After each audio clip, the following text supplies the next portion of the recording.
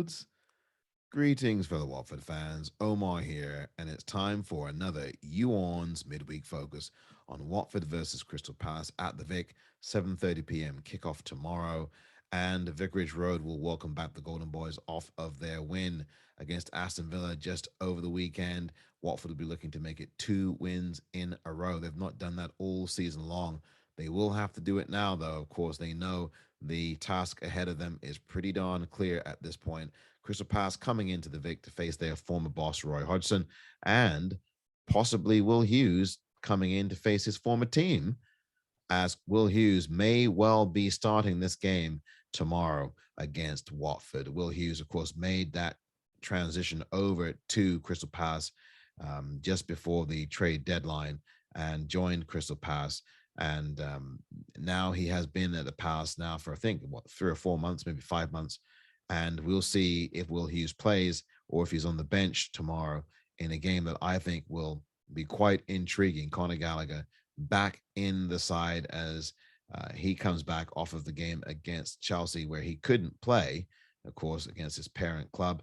Conor Gallagher will be the man to watch in this game if you are a Watford defender. You need to keep your eye on him because he is quite dangerous and lethal in the box. He can find very little space and he can still make a shot out of nothing. That is the kind of player you have to guard like he is.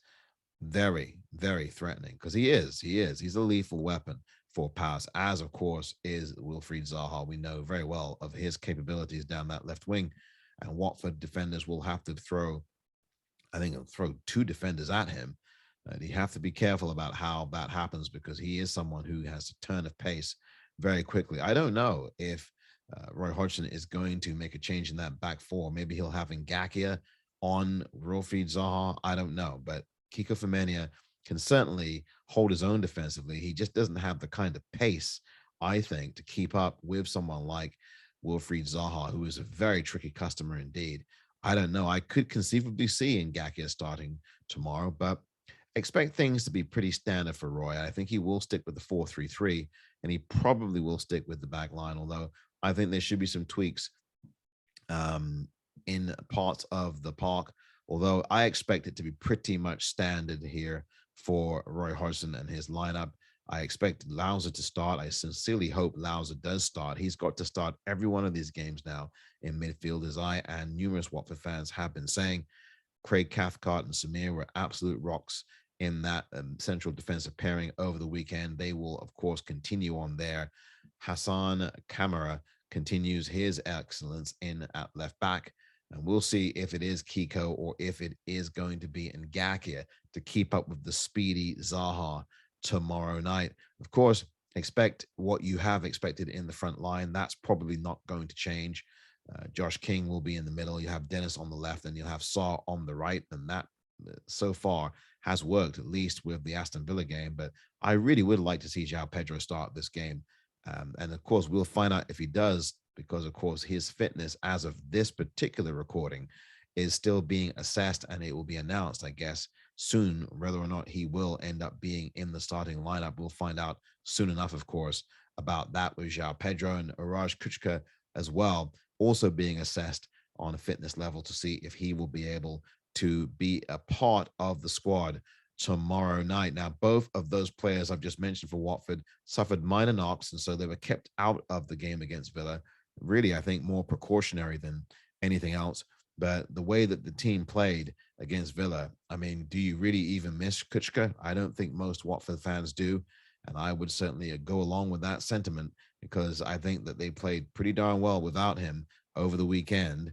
And João Pedro, my goodness me, if he could have started the game, they may have scored at least 2 or 3 goals in the game against Villa. But the Villa game is now put to bed, and it's now time to focus on Crystal Palace, who certainly will pose some threats going down that left side with Zaha. And of course, Conor Gallagher can weave his way in from the right-hand side and go straight, direct central. Someone who does not require a lot of space to take a shot. He will take a shot or two. He's not afraid to let one go in the box or just outside of it. Gallagher is a good finisher. He's one to watch. Watford will certainly keep their eye on him. They'll have to. I think the key for Watford in this game is to be able to move the ball quickly against a Palace side that, to me, is not very strong defensively. and unsettle their back four. If you can unsettle their back four with quick passes in and around and through for your forwards to chase onto, I think that Palace can be put under pressure pretty quickly and pretty easily. And I think that that's something that Watford will be looking to do. Roy Hodgson, of course, knows Crystal Palace like the back of his hand, having been there for at least 4 seasons. So there will be perhaps a minor tactical advantage. But when you consider now that Patrick Vieira is at the helm, I would imagine, I'd surely imagine that Vieira has changed things up.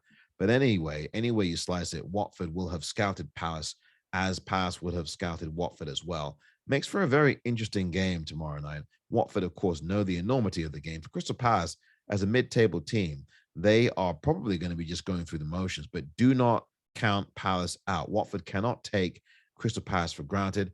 They will have to go and give the same kind of battling display at home that they gave at Villa Park over the weekend. And they'll have to go for this game early. I think Watford will have to be on the front foot here, play with freedom, play with confidence. The lads will have confidence coming off the 1-0 win at Villa. There's no reason why they can't continue that kind of form.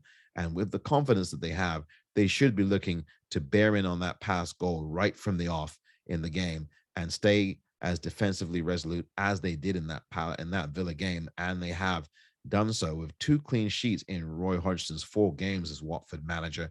That's very encouraging. Watford's discipline defensively will have to count in a game against Zaha and company, but I think Watford should have enough to prevail in a game like this. And it is a game that Watford are going to have to work very hard in. Team defense, tracking back for everybody will be a must in this one. Game management as well. I expect pretty much the same lineup that we have seen here, but it's probably going to be a 4-3-3 again, which would be good. We will see about whether or not João Pedro and Uraj Kuchka figure into the squad. Both of them had minor knocks and could not play in the Villa game over the weekend. But we'll see sooner or later. We'll know whether or not their fitness levels are appropriate for this game. We'll see what happens. But this is a game that Watford have to get, of course. Watford will have to play with the same kind of desire and hunger that they showed, especially in the second half of the game against Villa. And if they can build on the momentum that they got, having won a massive game against Villa, they should be okay. But take nothing for granted. This Palace side will give you some trouble. But Watford have to make sure that they put Palace to bed early in this game. This has been the Orns Midweek Focus.